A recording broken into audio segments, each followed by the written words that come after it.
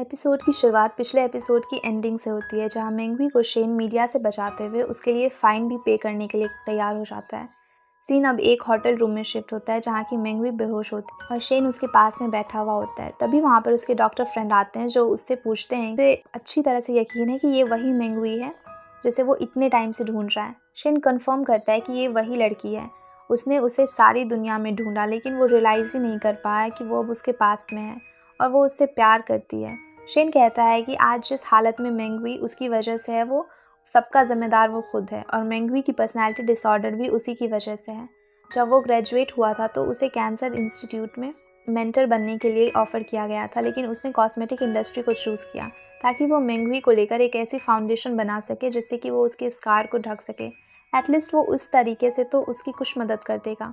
Doctor उससे पूछते हैं कि उसने आगे क्या करने का सोचा है, जिस पे शेन उसे कहता है कि अब वो सच में उसका बॉयफ्रेंड बनेगा, वैसा ही जैसा कि वो चाहती है। वो हमेशा उसे खुश रखेगा। डॉक्टर उसे अपने डिसीजन के बारे में अच्छे से सोचने के लिए कहते हैं। टाइम स्किप होता है और फिर मेंगवी की नींद खुलती है, तो वो अपने पास में अपनी सारी फेवरेट चीज़ों को देखती है और बहुत ही ज़्यादा खुश हो जाती है। बेड से नीचे उतरते वक्त वो देखती है कि शेन ज़मीन पर सोया हुआ है। वो उससे बचने के लिए दबे पाँव से वहाँ से जाने लग जाती है, लेकिन शेन की नींद खुल जाती है। मेंगवी उसे सॉरी कहती है कि उसकी वजह से उसने इतना ज़्यादा खर्च किया, वो उसका बिल पे कर देगी। शेन उससे ऐसा करने के लिए मना करता है और कहता है कि वो उसका बॉयफ्रेंड बनना चाहता है। मेंगवी उससे कहती है कि वो उससे प्यार नहीं करती, उसकी दूसरी पर्सनैलिटी करती है, लेकिन शेन उससे फिर भी इंसिस्ट करता है और उसकी बातों से मेंगवी इरिटेट होकर वहाँ से जाने लग जाती है, लेकिन शेन उसे रोककर खुद ही जाने लग जाता है। मेंगवी कहती है कि वो सिर्फ 12 नून तक ही वहाँ पर रुकेगी। इसके बाद में सीन चेंज होता है और फिर हम मेंगवी और डॉक्टर ताओ को साथ में देखते हैं। मेंगवी डॉक्टर ताओ से पूछती है कि क्या इवेंट के अलावा भी कुछ और भी वहाँ पर हुआ था, उसने कुछ किया तो नहीं ना। जिस पे डॉक्टर ताओ से कहती हैं कि उसने कुछ खास नहीं किया था, ना कुछ ऐसा हुआ, बस उसने अपने सोशल मीडिया अकाउंट पर बहुत सारे कमेंट्स किए हैं। मेंगवी फिर से अपसेट हो जाती है और फिर सारे पोस्ट को डिलीट करने के बाद वो डॉक्टर ताओ से पूछती है कि वो सच में मुसीबत में है, जिस पर डॉक्टर ताओ उससे अश्योर करती है कि ऐसा कुछ भी नहीं होगा। सीन फिर शेन और उसके डॉक्टर फ्रेंड पर शिफ्ट होता है, जो उसे क्लियरली समझाते हैं कि उसके पास मेंगवी को देने के लिए समय नहीं है, वो सिर्फ उसके ऊपर अपने पैसे खर्च कर सकता है। जिसके कहने का मतलब शेन को भी नहीं समझ में आता है। वो उसे समझाते हैं कि वो एक डॉक्टर से कंसल्ट करने वाले हैं, जो मेंगवी के चेहरे के स्कार को ठीक कर सकें। अगले ही सीन में हम मेंगवी को उनके साथ में देखते हैं। वो कुछ चेकअप करने के बारे में उसे बताते हैं। उसके चेहरे पर जो निशान है वो काफ़ी बड़ा है और उसके लिए उसे बहुत ज़्यादा कॉम्प्लिकेशंस का सामना करना होगा। इसके बाद डॉक्टर ये बात शेन को भी बताते हैं और कहते हैं कि अगर डॉक्टर स्मिथ मान जाए तो फिर मेंगवी के स्कार को ठीक किया जा सकता है। जो सुन शेन कहता है कि वो डॉक्टर शेन को मनाने वो अपनी सारी सेविंग्स दे देगा। फिर सीन ऑफिस में शिफ्ट होता है, जहाँ की मेंगवी सभी एम्प्लॉयज़ से माफ़ी मांगकर रिज़ाइन करने के लिए कहती है, लेकिन सभी उसे रोकते हैं। फिर शेन भी उसके लिए बहुत सारे गिफ्ट्स भेजता है, जिसे देख मेंगवी को गुस्सा आने लग जाता है। उसे अभी भी ऐसा लग रहा होता है कि शेन सब कुछ फाउंडेशन के फॉर्मूले को पाने के लिए कर रहा है। वो उसके पास में जाती है और उसे कह देती है कि उस फाउंडेशन का कोई भी फॉर्मूला नहीं है।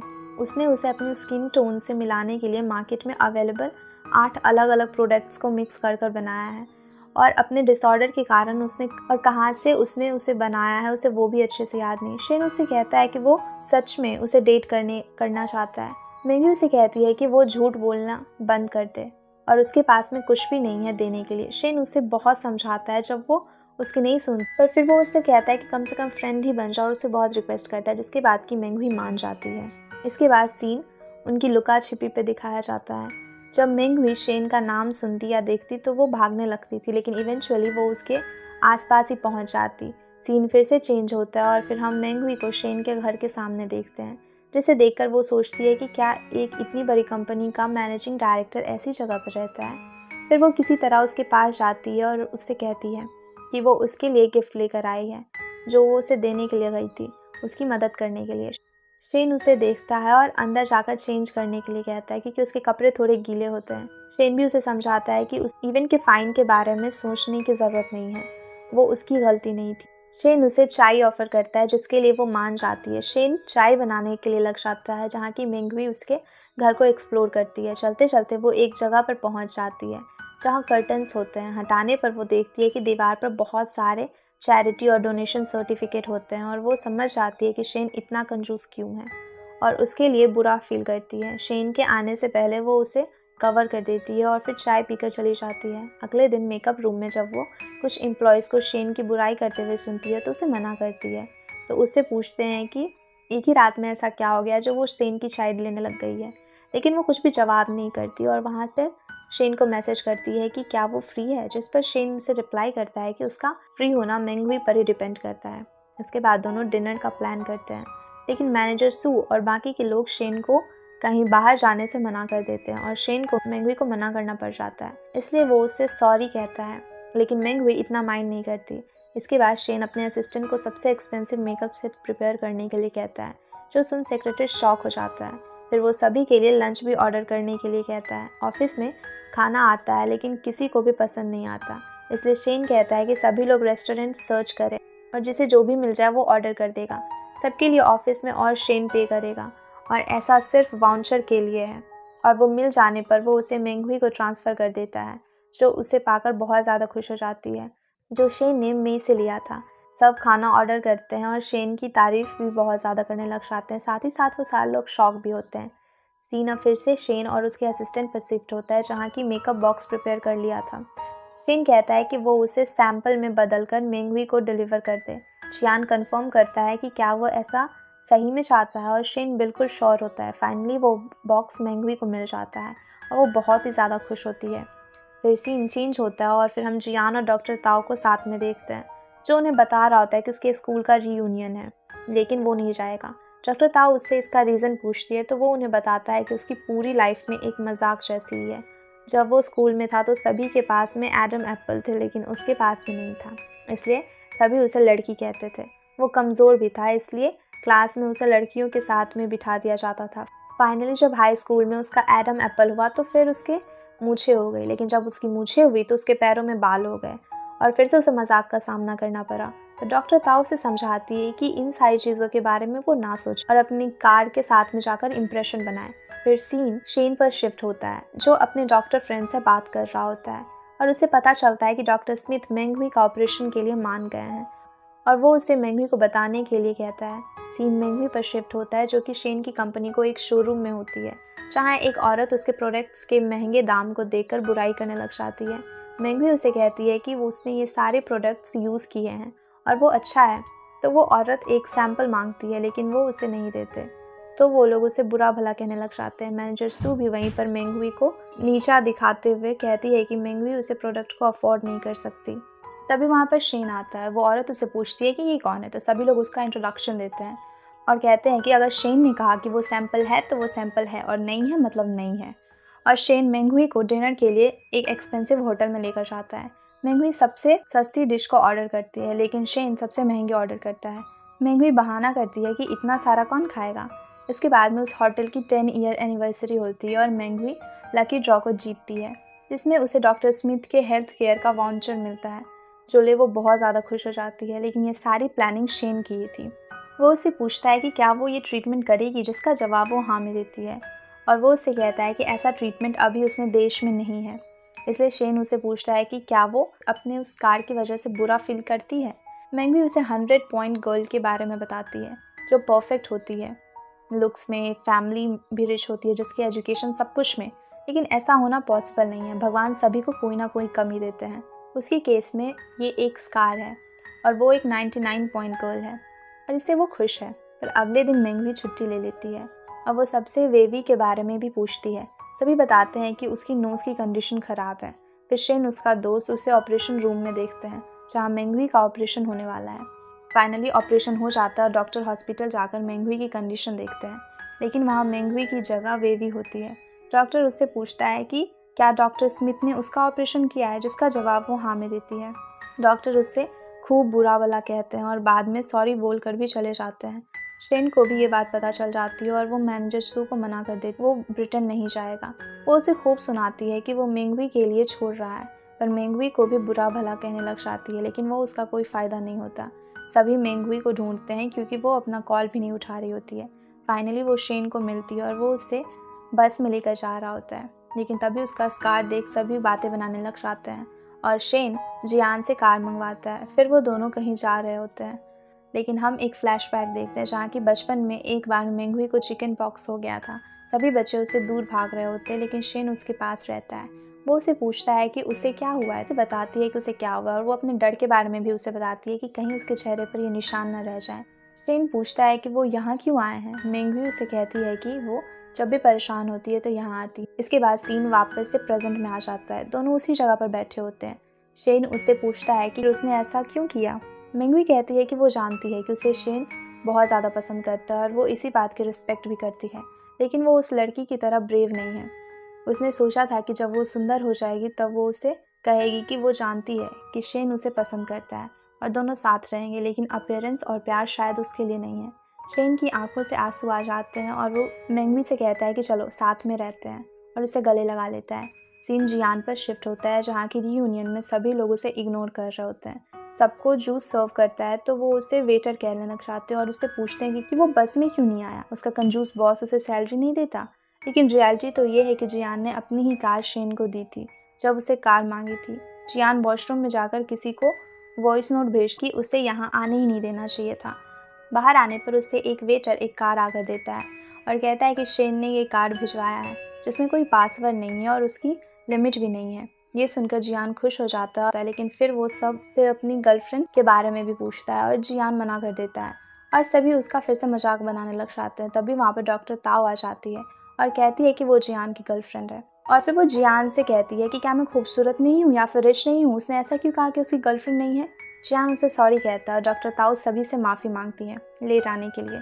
सभी ताओ जैसी खूबसूरत लड़की को देखकर शौक हो जाती है कि वो जियान की गर्लफ्रेंड कैसे बन गई है।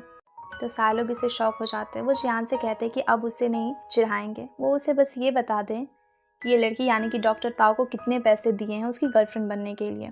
जिस पर जवाब डॉक्टर ताओ देती है और कहती है कि उन्हीं लोगों के हिसाब से जियान के पास में पैसे नहीं होते, तो वो उसे कैसे रेंट कर सकता है उसकी जीएफ बनने के लिए। लेकिन वो सब फिर से अपनी हरकतों से बाज नहीं आते और फाइनली जियान के पेशेंस की हद हो जाती है। वो उन सब के ऊपर चलाते हुए कहता है कि उसे कोई फ़र्क नहीं पड़ता कि वो सभी उसके बारे में क्या सोचते हैं और वो किसी को भी अपनी जीएफ को जज करने नहीं देगा। इसके बाद वो डॉक्टर ताओ को वहाँ से लेकर चला जाता है। वहीं बैठकर उनमें से एक क्लासमेट कहता है कि उसे अब ये सब कुछ चीज़ों पर यकीन हो रहा है क्योंकि ताओ उसकी वीआईपी क्लाइंट है और वो बहुत ही रिच है। इसके बाद सीन ताओ और जियान पर शिफ्ट होता है जहाँ की जियान टाओ को सॉरी कहता है कि उसके साथ इतना सब कुछ हो गया, लेकिन टाओ उसे अप्रिशिएट करती है कि फाइनली उसने अपने लिए स्टैंड लिया। सीन अब शीन पर शिफ्ट होता है जहाँ की उसके सामने में जियान बैठी होती है। वो उसे थैंक यू कही होती है उसकी मदद करने के लिए, लेकिन शेन उससे कहता है कि उसे थैंक्स करने की कोई भी ज़रूरत नहीं है। वो उसे उस कार्ड पर खर्च हुए पैसे उसकी सैलरी से काटेगा। उसने उसकी मदद इसलिए की थी क्योंकि उसे उसके लिए बुरा लगा। उसकी ऐसी बातें सुनकर जियान थोड़ा गुस्सा हो जाता है और कहता है कि ठीक है, अब आगे से वो दोनों दोस्त नहीं हैं और सिर्फ बॉस और असिस्टेंट ही हैं, और अब वो उससे कोई भी पर्सनल काम को नहीं करेगा और बाहर चला जाता है। उसकी बातें सुन शेन सोचने लग जाता है कि क्या वो जो कुछ भी मेंगवी के लिए कर रहा है वो प्यार है। वो ऐसा इसलिए कर रहा है क्योंकि उसे मेंगवी के लिए बुरा फील हो रहा था और उसे अच्छा फील करवाना चाहता है। तभी जियान अंदर आ जाता है और वो उससे माफ़ी मांगता है कि उसे ऐसा नहीं करना चाहिए था, गुस्से में वो कुछ ज़्यादा ही बोल गया। शेन उसकी बातों का बुरा नहीं मानता, बल्कि जियान की बातें उसके लिए एक रियलिटी चेक। सीन अब फिर से चेंज होता है जहाँ की हम देखते हैं कि कंपटीशन का फाइनल होता है जिसमें कि वेवी अपनी जगह वापस आ गई थी और वो उस कंपटीशन को जीत भी गई थी। वो अपना क्राउन पहनने के बाद स्पीच देती है और अपनी जीत का क्रेडिट मेंगवी को देती है। ऐसा चेंज उसे मेंगवी का बड़ा दिल देखकर आया था क्योंकि मेंगवी ने अपनी सर्जरी को छोड़ दिया और उसकी नोज सर्जरी कराई थी। इसके बाद सभी मेकअप रूम में होते हैं जहाँ की वेवी अपना क्राउन मेंगवी को पहनाती है और उसके हाथों को पकड़कर घुटनों पर बैठ जाती है और कहती है कि वो हमेशा उसे जलती रही। वो उसे कभी भी पसंद नहीं करती थी और वो हमेशा उसे जीतना चाहती। मेंगवी एक बहुत ही प्योर सोल है और शायद इसीलिए वो सभी को पसंद आ जाती है। वेवी उससे पूछती है कि क्या वो दोनों दोस्त बन सकते हैं, जिस पर मेंगवी थोड़ा इतराकर हाँ कर देती है और फिर दोनों हंसने लग जाते हैं। शेन भी तब तक अंदर आ जाता है और दोनों को ऐसे देखकर वेवी से पूछता है वो यहाँ पर क्या कर रही है। वो बताती है कि वो और मेंगवी अब दोस्त हैं और दोनों डिनर करने के लिए जा रहे हैं, जो सुनकर शेन को यकीन नहीं होता है और वो वेवी को मेंगवी से दूर रहने के लिए कहता है और दोनों की यहाँ पर बचकानी लड़ाई होती है और सभी ये सीन इंजॉय कर रहे होते हैं। लेकिन मेंगवी फाइनली वेवी के साथ में डिनर पर चली जाती है। सीन चेंज होता है और फिर हम शेन और जियान के पास में मैनेजर सूप को देखते हैं जो उन्हें सब कुछ बता रही होती है। लेकिन शेन को अपनी ही दुनिया में होता है और वो मेंगवी को सैटरडे को डिनर पर ले जाने की प्लानिंग कर रहा होता है, जो मैनेजर सू देख लेती है और उसे गुस्सा आता है और वो शेन को कहती है कि वो सैटरडे को कहीं भी नहीं जा सकता क्योंकि उस दिन उसकी मीटिंग है। शेन कहता है कि मीटिंग तो संडे को थी ना, तो मैनेजर सू से कहती है कि मीटिंग अब पोस्टपोन्ड हो गई है। चियान कहता है कि वो किसी और दिन चला जाए, लेकिन शेन मना कर देता है और उसे मेंगवी को स्टाफ बिल्डिंग में लाने के लिए कहता है। इसके बाद में हम देखते हैं कि मेंगवी स्टाफ के साथ में बैठी हुई होती है और शेन का लंच पर इंतज़ार कर रहे होते हैं। तभी शेन भी आ जाता है और शेन मेंगवी को अपने पास में बैठने के लिए बुलाता है। बिल्डिंग के स्टाफ कहते हैं कि कोई बात नहीं और यहाँ कंफर्टेबल है। इसके बाद में शेन सभी को काम के बारे में पूछता है और सभी ये सुनकर शॉक हो जाते हैं। फिर वेट्रेस आकर उन सबसे ऑर्डर के लिए गुस्से में पूछती है कि क्योंकि सभी यहाँ पर काफ़ी देर से बैठे हुए थे लेकिन किसी ने कुछ भी ऑर्डर नहीं किया था, इसलिए वो उन्हें मेन्यू देती है और लेकिन सिर्फ 2 ही मेन्यू होते हैं। एक शेन के पास में होता है और दूसरा मेंगवी के पास में। बाकी सब मुँह ही देखते रह जाते हैं। शेन मेंगवी को ऑर्डर करने के लिए कहता है तो वो सबसे पूछती है, लेकिन सब लोग शेन की कंजूसी के बारे में जानते थे, इसलिए डर के मारे वो लोग कुछ भी नहीं कहते। फाइनली शेन कहता है कि वो सभी जो भी चाहे वो ऑर्डर कर सकते हैं, वो कुछ भी नहीं करेगा और पे भी वही करेगा। ये सुनकर सभी बहुत ज़्यादा खुश हो जाते हैं। सीन अब फिर से चेंज होता है जहाँ की हम देखते हैं कि सभी लोगों ने खाना खा लिया होता है और अब शेन, जियान और मेंगवी बचे थे और बाकी सब लोग जा चुके थे, लेकिन वो लोग छिप कर इनकी बातों को सुन रहे होते हैं। मेंगवी शेन से कहती है कि उसे थोड़ा अच्छा बिहेव करना चाहिए था, वो सभी उसके साथ अच्छा बिहेव कर रहे थे। शेन कहता है कि ऐसा नहीं है, वो अगर आंख बंद कर कर भी इन्वेस्ट करे तो उसे लॉस ही हो जाता है, लेकिन वो सभी काम ठीक से नहीं कर रहे थे और सिर्फ उसकी कंपनी का ही लॉस हो रहा था। वो उन्हें पे भी करता है तो वो उनकी रिस्पेक्ट करता है। ये सारी बातें सुनकर सारे लोगों को और भी ज़्यादा बुरा फील हो रहा होता है और वो सब अपने अपने खाने का बिल पे करने के लिए चले जाते हैं।